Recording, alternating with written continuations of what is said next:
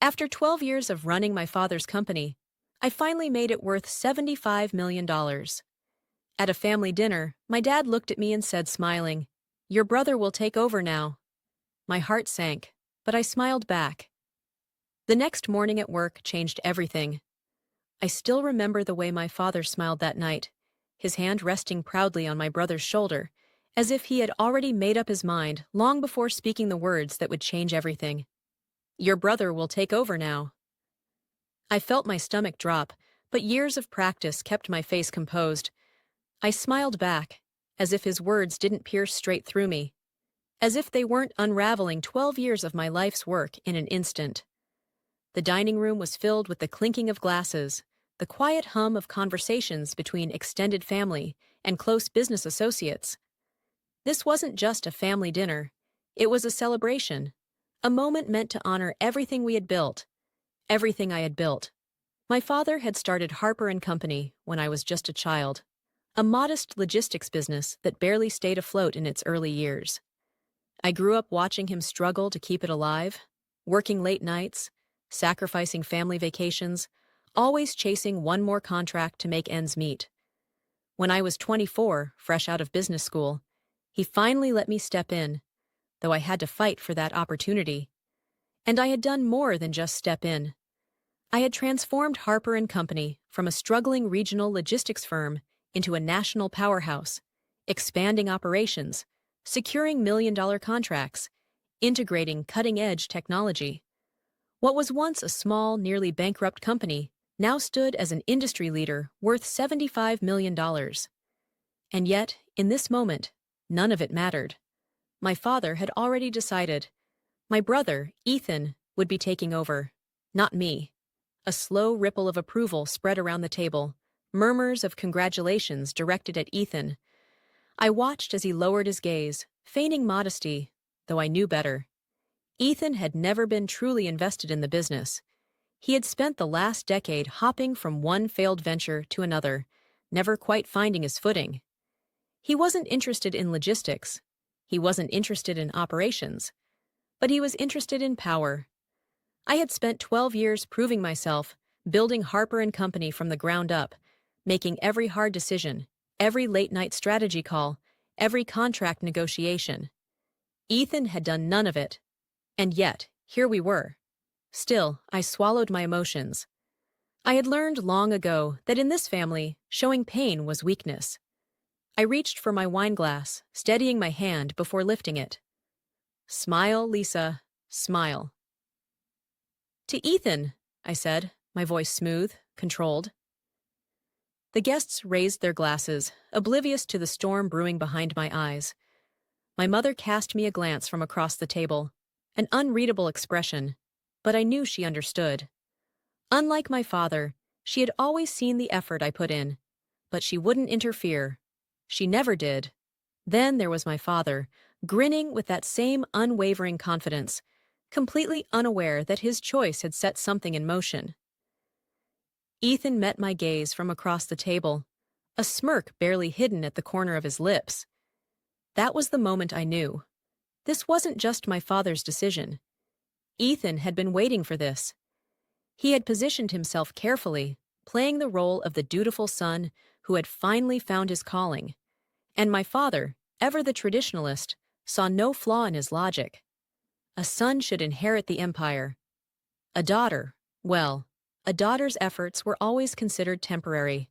A footnote in history, no matter how hard she fought to prove otherwise. But what they didn't realize, what neither of them had accounted for, was that I had spent 12 years not just building a company, but fortifying my position within it. And tomorrow morning, they would learn exactly what that meant. That night, I barely slept. My mind replayed every sacrifice I had made for Harper & Company. The late nights, the missed birthdays, the relationships that crumbled under the weight of my ambition. I had given everything for this company, and now they expected me to simply step aside? They had underestimated me. By 3 a.m., I was in my home office, my fingers moving quickly across my keyboard. Every contract, every share, every executive agreement. I knew the inner workings of this company better than anyone. Ethan thought he was walking into an easy transition, that by next week his name would be on the office door, his position secured. What he didn't know was that while my father had been busy with public appearances and my brother had been busy pretending to learn the business, I had been securing something far more valuable: control. At exactly 8:45 a.m., I stepped into Harper & Company headquarters, just like I had for the past 12 years. The same walls, the same polished floors, the same hum of efficiency as employees settled into their routines. But today was different. Today, I wasn't walking into my office. I was walking into a battlefield. The reception area was unusually quiet, the kind of quiet that precedes a storm. They knew. The whispers had already started. The news of my father's announcement at dinner had spread like wildfire. Employees glanced at me with hesitant expressions, avoiding direct eye contact, unsure of where their loyalty should lie. I didn't acknowledge them. I walked with confidence, my heels clicking against the marble floors, my posture unwavering. Never let them see you shaken. I entered my office, shutting the door behind me. I had precisely 15 minutes before my father and Ethan arrived, thinking they would step into their new positions as CEO and heir apparent. 15 minutes before everything they had planned crumbled in front of them. I sat at my desk, inhaling deeply, then powered on my computer. The screen illuminated with a list of confidential documents and contracts, ones they had never thought to look at, ones they had assumed didn't matter. I pulled up my ownership records. My hands hovered over the keyboard for a second before I clicked on the file labeled Executive Shareholders Agreement. And then I waited. At precisely 9 a.m., there was a sharp knock at my door. I didn't bother responding. The door swung open, and in walked my father and Ethan, both exuding confidence. His inborn, Ethan's carefully manufactured. My father strode in like a king surveying his kingdom, while Ethan, dressed in an expensive navy suit, gave me a smug, triumphant grin. It took everything in me not to laugh. "Lisa," my father said in his usual authoritative voice, as if he were doing me a favor by acknowledging me. "I assume you're aware of the transition happening today?" Transition. Interesting choice of words. "I'm aware," I said smoothly, leaning back in my chair. I glanced at Ethan, whose smirk only widened. "Good," my father continued, nodding as if we were all in agreement. "Ethan will be stepping in as the new CEO. We'll need you to help with the handover. Get him familiar with the operations before you officially move on." I arched an eyebrow. "Move on?" I echoed, feigning confusion. "Dad, I think you're mistaken about something." His face twitched in irritation. He was used to my compliance, my ability to quietly fall in line. He wasn't prepared for this. "Lisa," he said, voice tight, as if speaking to a child. "This isn't up for debate. We've already made the decision." I smiled then, a slow, knowing smile. "Oh, I know, Dad," I said softly. "The thing is, you don't have the authority to make that decision." Ethan let out a low scoff, shaking his head. "Lisa, don't make this difficult. We're trying to do this the easy way." I didn't respond. Instead, I reached for the remote control and pressed a button. The large screen on my office wall lit up with a document, the same one I had been reviewing earlier. Executive Shareholders Agreement, signed. August 17th, 2015, signatories. Lisa Harper, James Harper, father, Ethan Harper. My father's face paled slightly. I turned to Ethan. "Do you even know what this document is?" He crossed his arms, shifting in discomfort. "A shareholders agreement?" he guessed. I nodded. "Yes." "And do you know what it says?" I tapped the screen, highlighting a crucial clause. This document was drafted when Harper & Company was restructuring. It clearly states that any transfer of executive power, such as appointing a new CEO, requires the approval of all majority shareholders. I met my father's eyes. "And I, Dad, hold 60% of the company's shares." The silence that followed was suffocating. My father's expression hardened. That's impossible, Ethan muttered, stepping forward to examine the document. Actually, it's very possible, I said smoothly. You see, over the years, while you were busy failing at every startup you touched, and Dad was busy playing the role of business patriarch, I was doing something else. I leaned forward. I was securing my place. I turned back to my father. Remember when you needed capital for expansion in 2017? You signed over an additional 15% of your shares to me in exchange for my investment. And in 2019, when we had that legal battle, another 10% was transferred under my name as collateral, which you never bothered reclaiming. That, plus my original 35%, makes me the majority shareholder. My father's jaw clenched, but Ethan was panicking. You have to be bluffing, he spat. I pulled out a second document. This is the most recent legal filing with the state. Want to verify? Ethan snatched the paper and scanned it, his face draining of color with each passing second. You can't do this, he stammered. Dad, tell her she can't do this. My father remained silent, because he knew. I had legally outmaneuvered him, and there was nothing he could do about it. I exhaled slowly, standing up. I'm not firing you, Ethan, I said. I wouldn't want to force you into the real job market, but you will report to me, and you will work under my leadership. Otherwise, I gestured toward the door. You're free to leave. Ethan turned to my father, eyes pleading. But for the first time in his life, my father had no answer. No way to fix this, because this wasn't his company anymore. It was mine. The silence in my office was suffocating. Ethan still clutched the legal document in his hand, his fingers white from gripping it too tightly. My father stood rigid beside him, his expression unreadable, but I knew better. He was calculating, trying to find a way out of this. There wasn't one. I had spent years preparing for this moment.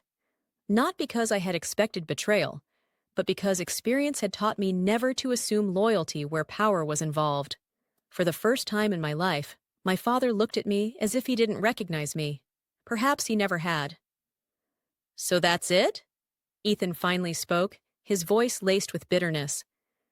You're just taking everything? I let out a soft, humorless laugh. Taking everything? I repeated, stepping closer to him.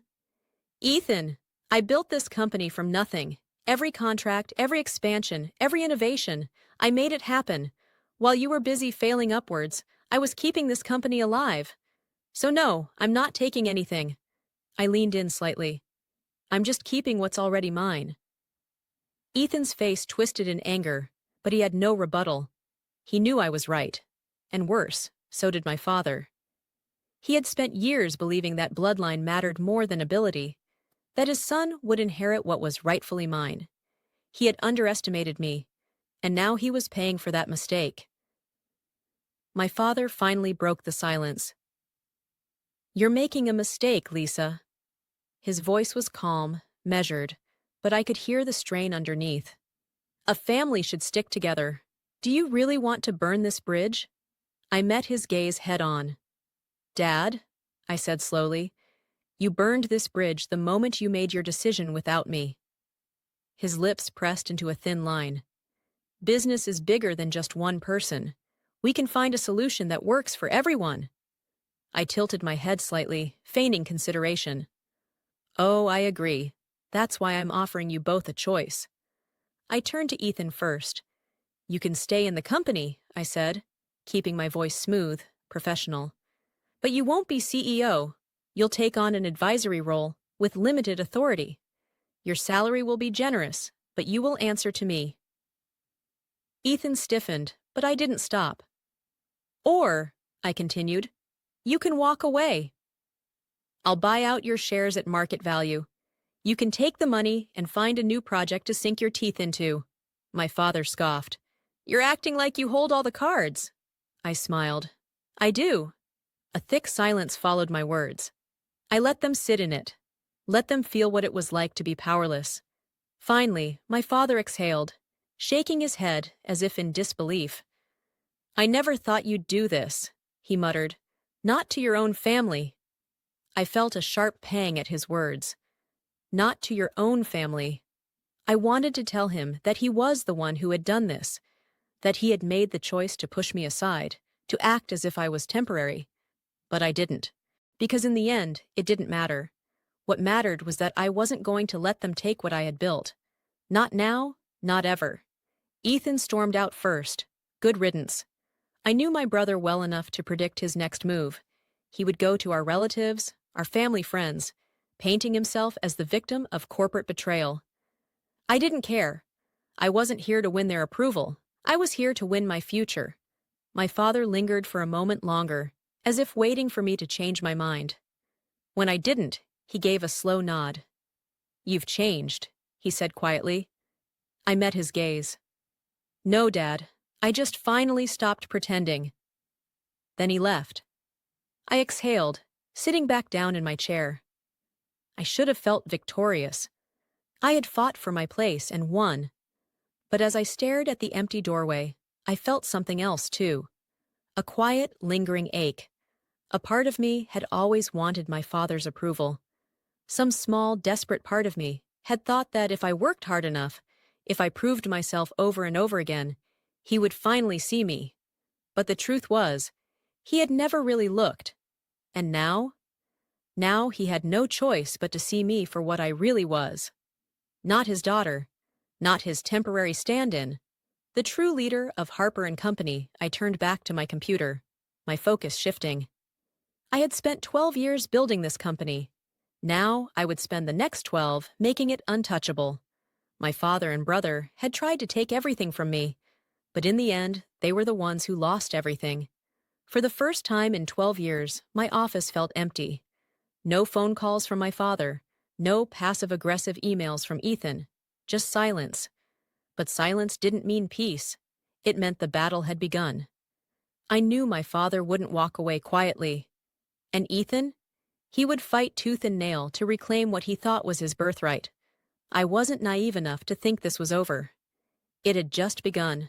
By the next morning, I could already feel the undercurrent of unease within the company. Employees who had greeted me with confidence last week now seemed hesitant, as if afraid to pick a side. A few department heads avoided eye contact. I knew what was happening. My father and Ethan were working the Whisper Network. Old family friends, board members, senior executives. They were sowing doubt, painting me as cold, ruthless, disloyal. Ethan, especially, had taken on the role of the wounded son, betrayed by his own sister. I could imagine him now, sitting in some high-end restaurant, fake sorrow in his voice, as he told our investors how I had stolen the company out from under him. And my father? He wouldn't need to say much at all. Just a heavy sigh, a shaking head, the carefully placed words, "I only ever wanted the best for my children."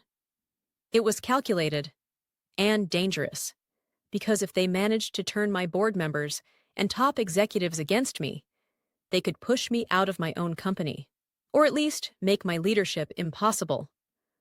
I wasn't about to let that happen.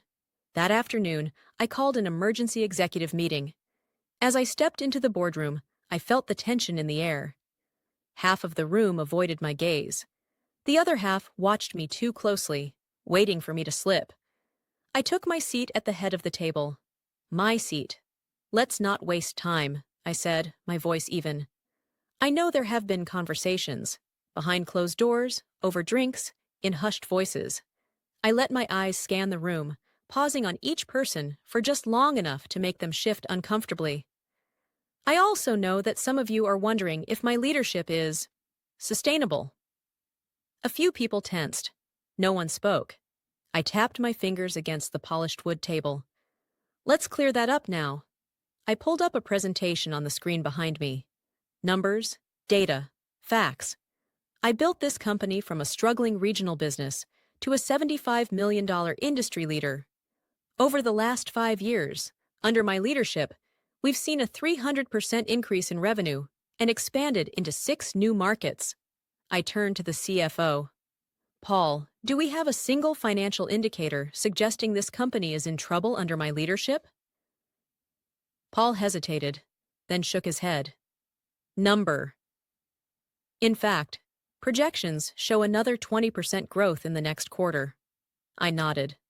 So let's be honest about what's happening here. I leaned forward.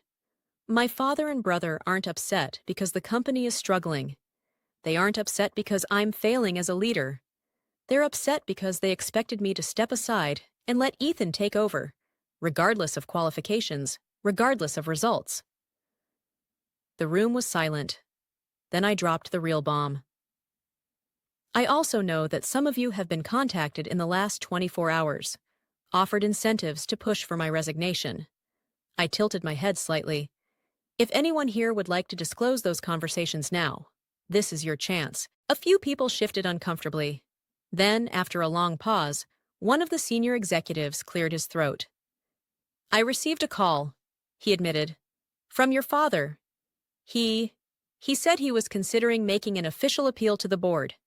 I nodded, unsurprised. And did he offer anything in return for your support? A pause, then a slow nod. There it is. I exhaled, standing up. My father built this company, I said. I won't discredit that, but I took it further than he ever could have, and I will not allow him to manipulate it from the outside. I let my voice drop slightly. Controlled. Dangerous.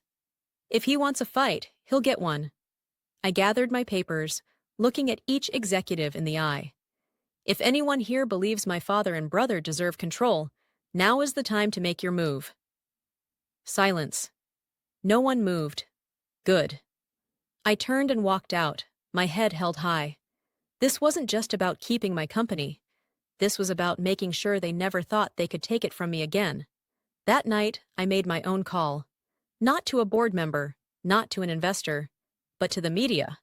By morning, the business section of every major news outlet had the same headline: Power Shift at Harper & Co. Lisa Harper outmaneuvers family in boardroom battle. I had made my move. Now it was their turn. And I was waiting.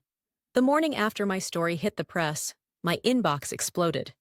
Emails, missed calls, messages from journalists, investors, and board members.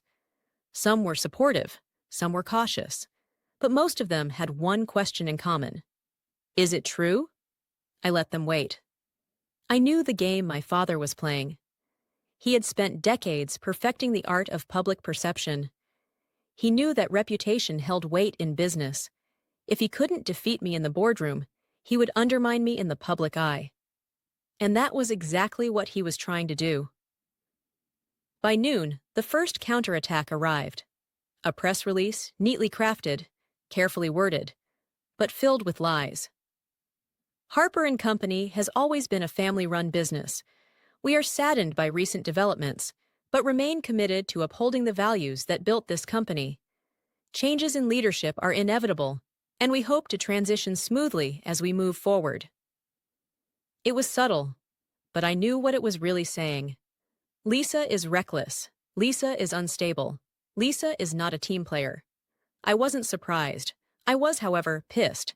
I sat in my office, watching the news as industry analysts debated my leadership. Was Lisa Harper too aggressive in her takeover? Will her lack of cooperation hurt the company in the long run? Can she recover from this PR disaster? They talked as if I wasn't watching, as if I wasn't already planning my next move. Because if my father and Ethan wanted a public war, I was going to give them one. I didn't release a statement. I didn't call a press conference. Instead, I made one phone call. To an old friend in investigative journalism. I have something for you, I said, but you'll need to move fast. An hour later, I sent over documents, emails, financial reports, internal records, evidence that Harper & Company, under my father's leadership, had engaged in questionable business practices over the years, ones I had spent the last decade quietly cleaning up. The story broke within 24 hours. Behind the scenes at Harper & Company, a legacy of hidden debts and financial cover-ups. The article was brutal. It praised my leadership for fixing the company's financial health. It criticized my father's mismanagement from the past. And most importantly, it proved that I was the only reason Harper & Company had survived. And just like that, the narrative changed. The board stopped doubting me. The investors stopped hesitating. And my father? He had nowhere to hide. 2 days later, my father finally called me. I let the phone ring 3 times before answering. "Lisa," he said, his voice tight, "we need to talk." I leaned back in my chair. "Do we?" Silence. Then, finally, a sigh. "You didn't have to do that." I let out a small laugh. "Neither did you." "This company was supposed to be a legacy," he said. "For the family, for both of you." I felt a familiar pang. A tiny, foolish part of me had once wanted that too, but not anymore. "Dad," I said quietly, "if you wanted me to protect the legacy, you should have trusted me with it. Instead, you tried to take it from me." Another long silence. Then he asked, almost reluctantly, "What happens now?" I exhaled slowly. Now? Now, I made sure they could never touch my company again. The war was over. My father had lost. Ethan had disappeared. And I had won. But as I sat in my office, staring out over the city skyline, I felt no satisfaction, no triumph, just emptiness. I had spent 12 years fighting for Harper and Company, building it, protecting it, making it stronger than ever before. And yet, the cost of that victory weighed heavier than I had expected. Because while I had secured my position, I had lost something else along the way. My family. The next day, I walked into the office as if nothing had changed. But everyone knew the truth. The whispers had stopped. The doubt had faded. I was no longer just Lisa Harper, the CEO. I was Lisa Harper, the woman who had outmaneuvered her father and brother and come out on top. Some respected me for it. Some feared me for it.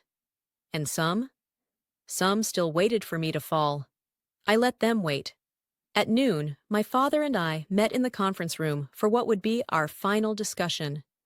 He looked tired, older, as if the weight of what had happened had finally settled on his shoulders. I waited for him to speak first. When he finally did, his voice was quieter than I had ever heard it.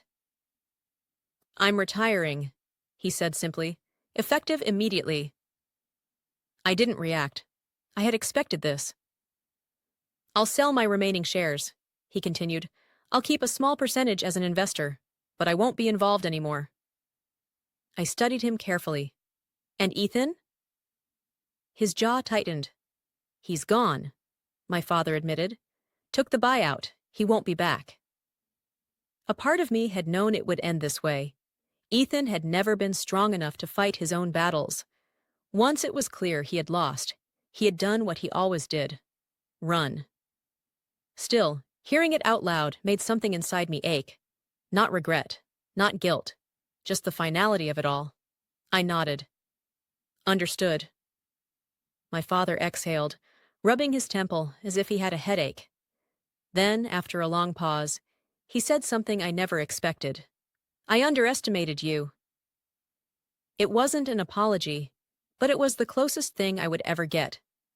And strangely, I found that I didn't need it anymore. A month later, Harper and Company looked nothing like it had before. The old board members who had aligned themselves with my father and Ethan, gone. The executives who had questioned my leadership, replaced. The company had always been strong under my guidance, but now it was truly mine. And with that control came a new vision. I introduced initiatives my father had always rejected.